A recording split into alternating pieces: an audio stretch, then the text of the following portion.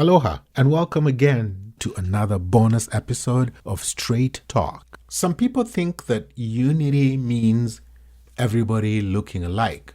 For example, I watch some people, join a team and they all have the same colored uniforms and they have the same, fight song, and they go to the same practice and they say, hey man, we have unity because we look alike.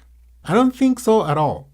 I don't think looking alike gives you unity.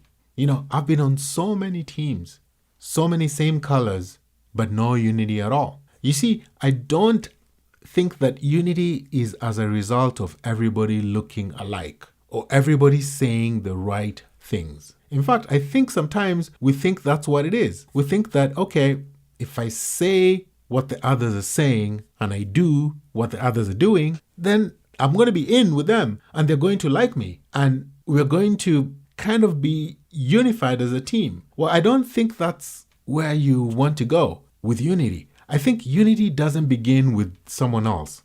I think it begins with you and your inner spirit. It is a result of connecting with who you are, beginning to understand that if you can't get along with yourself, you can't get along with anyone else.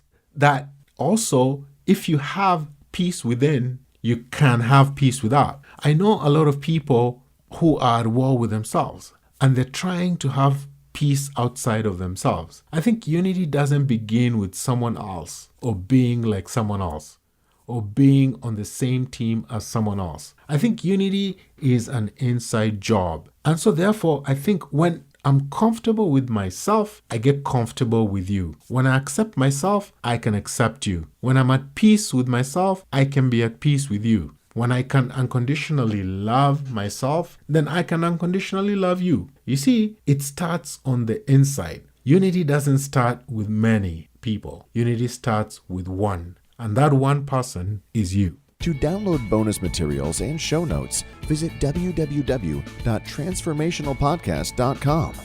Until the next episode, the leadership journey continues.